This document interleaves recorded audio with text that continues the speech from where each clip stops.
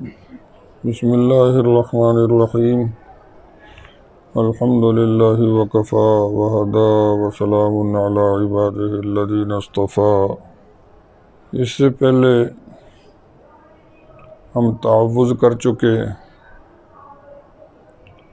اس طرح کی دشواریوں سے، پریشانیوں سے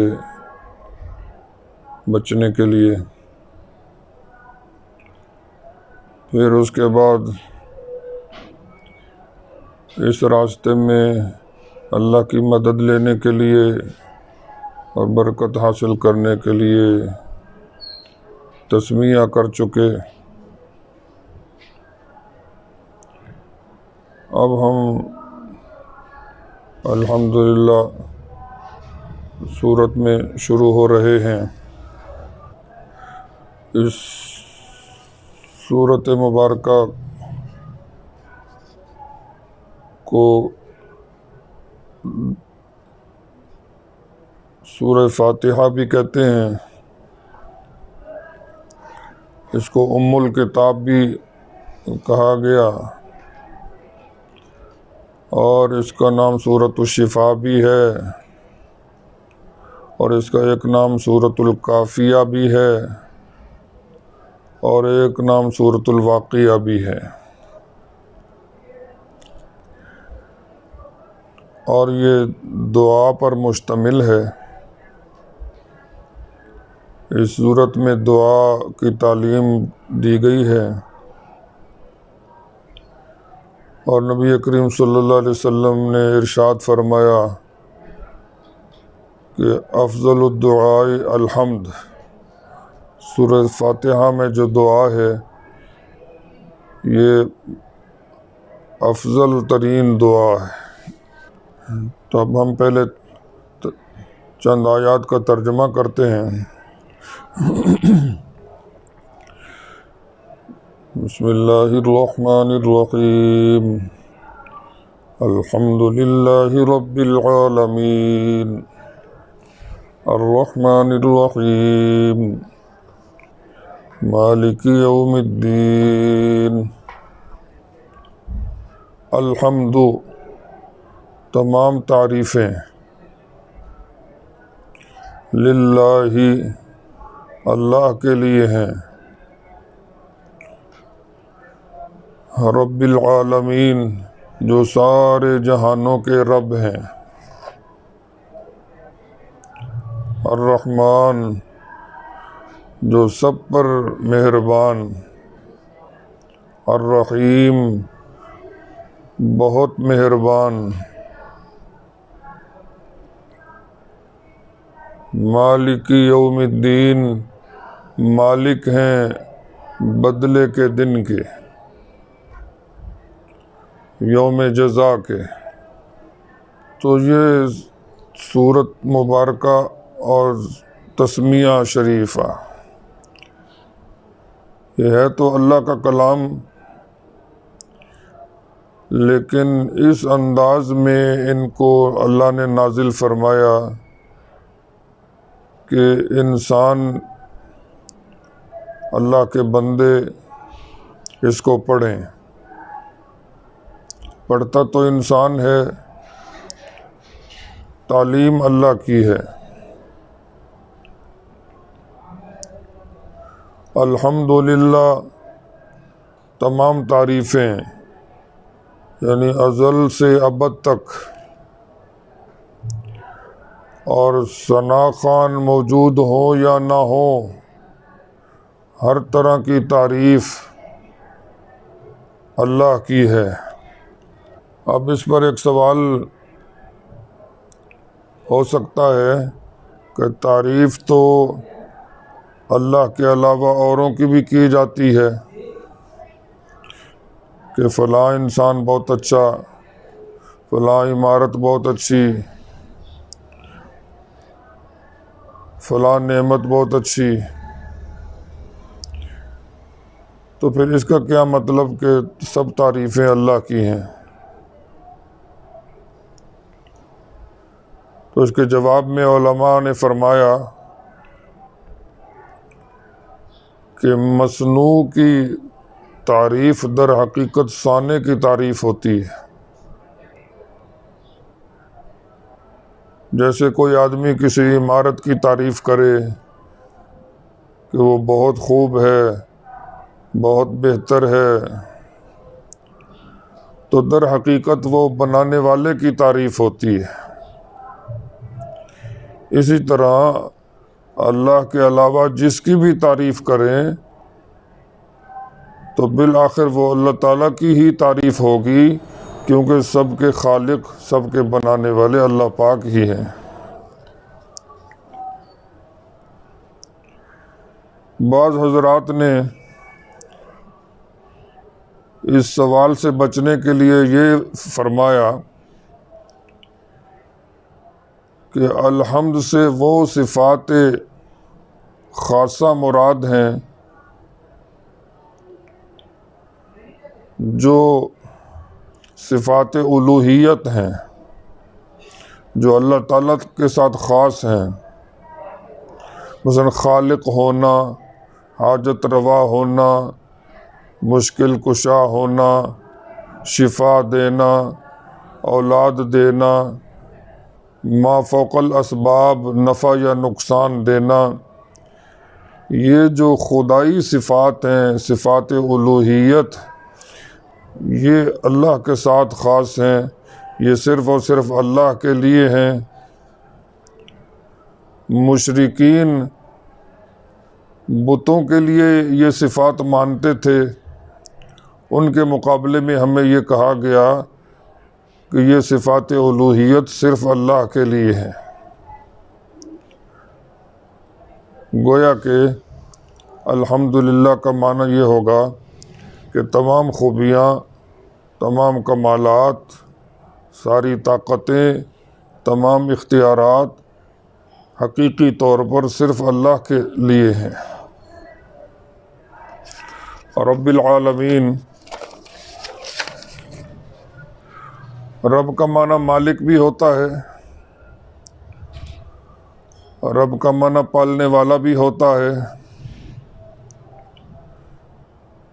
تو اللہ تعالیٰ مالک بھی ہیں اور پرورش کرنے والے بھی ہیں سارے جہانوں کے، انسانوں کا جہان ہو یا حیوانوں کا، جمادات کا جہان ہو یا نباتات کا، آسمانوں کا جہان ہو یا ستاروں کا، فرشتوں کا جہان ہو یا جنوں کا، سب کے مالک بھی وہی ہیں، سب کے مربی بھی وہی ہیں۔ الرحمن الرحیم، الرحمن جو سب پر مہربان ہے، اپنوں پر بھی ان کی رحمتیں ہیں، غیروں پر بھی ان کی شفقتیں ہیں، مومنوں پر بھی رحمت کرتے ہیں اور دنیا میں غیر مومنوں پر بھی ان کو بھی رحمتوں سے فائدے پہنچاتے ہیں۔ الرحیم بہت مہربان،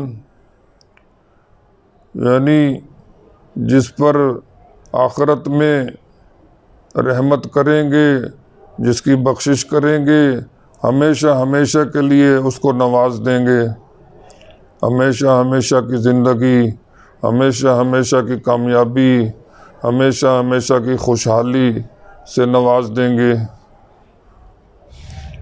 جس پر رحمت ہوگی بہت ہوگی۔ اب اس پر ایک سوال یہ پیدا ہو سکتا ہے، جب وہ سب پر مہربان ہے اور بہت مہربان ہے، تو پھر انہوں نے دنیا میں مصیبتیں کیوں رکھی ہیں، تکلیفیں کیوں آتی ہیں، پریشانیوں کو کس وجہ سے پیدا کیا؟ تو کہتے ہیں کہ یہ چیزیں تو در حقیقت انسان کی تربیت کا حصہ ہیں۔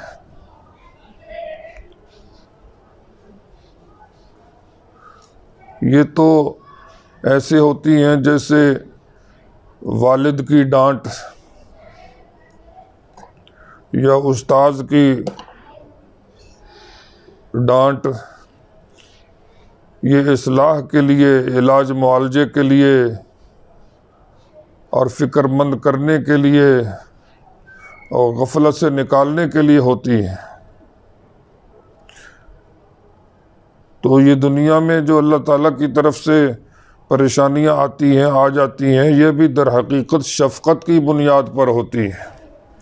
جب انسان اللہ سے دور ہو جاتا ہے، اللہ سے دور ہو کر اپنا نقصان کر رہا ہوتا ہے، تو اللہ تعالیٰ اس کو غفلت سے نکالنے کے لیے، اپنی طرف متوجہ کرنے کے لیے بعض اوقات کوئی مسئلہ لگا دیتے ہیں۔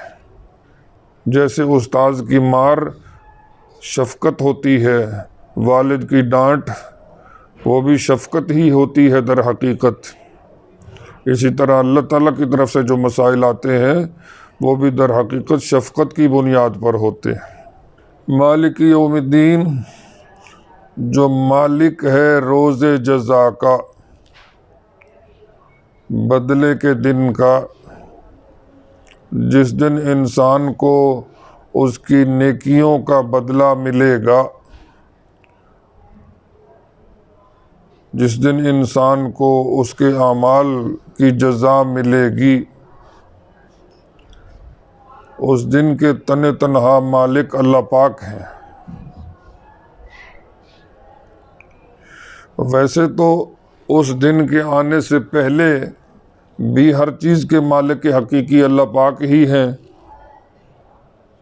لیکن چونکہ اللہ تعالیٰ نے خود ہی انسانوں کو بہت سی چیزوں کا مالک بنا دیا ہوا ہے، اگرچہ یہ ملکیت ناقص ہے اور عارضی ہے، لیکن پھر بھی ظاہری طور پر تو ملکیت ہے۔ آخرت میں انسانوں کی یا دوسروں کی یہ ظاہری ملکیت بھی نہ رہے گی، وہاں ظاہراً اور حقیقتاً ہر طور پر صرف اللہ ہی مالک ہوں گے۔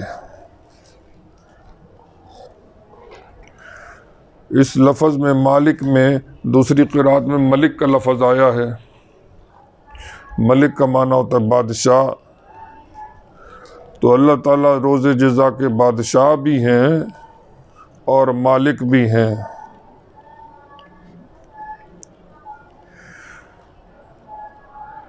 اس سورت کے شروع میں جب اللہ تعالیٰ نے فرمایا الحمدللہ، ساری تعریفیں اللہ کے لیے ہیں، تو گویا یہ ایک دعویٰ ہے۔ آگے جو صفات ہیں رب العالمین، الرحمن، الرحیم، مالک یوم الدین، یہ گویا اس دعویٰ کے لیے بطور دلیل ہیں کہ ان وجوہات کی بنا پر بھی کہ وہ روز جزا کے مالک ہیں، وہ سب پر مہربان ہیں، آخرت میں ان کی رحمت بے انتہا ہوگی، اور وہ سارے جہانوں کے مالک بھی ہیں، پالنہار بھی ہیں۔ ان وجوہات کی بنا پر ہر طرح کی حمد، ہر طرح کی تعریف اسی کا حق ہے۔ نبی کریم صلی اللہ علیہ وسلم نے ارشاد فرمایا کہ جب مسلمان کہتا ہے الحمدللہ رب العالمین، اللہ جل جلالہ اس کے جواب میں فرماتے ہیں حمدنی عبدی، میرے بندے نے میری تعریف کی۔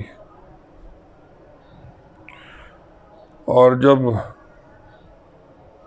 مسلمان کہتا ہے الرحمن الرحیم، تو اللہ تعالیٰ اس کے جواب میں فرماتے ہیں اثنا علی عبدی، میرے بندے نے میری ثنا کی۔ اور جب مسلمان کہتا ہے مالک یوم الدین، اس کے جواب میں اللہ جل جلالہ فرماتے ہیں مجدنی عبدی، میرے بندے نے میری عظمت بیان کی، میری بزرگی بیان کی۔ یہ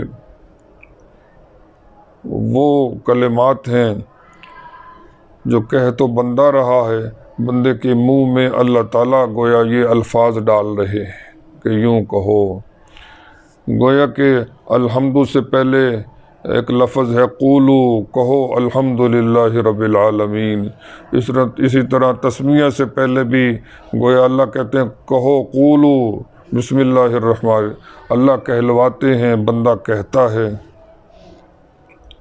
اللہ جل جلالہ ہمیں ان آیات کو سمجھ کر اور توجہ کے ساتھ، خشوع کے ساتھ نماز میں اور دعا میں پڑھنا نصیب فرمائے، توفیق عطا فرمائے۔ وآخر دعوانا ان الحمدللہ رب العالمین۔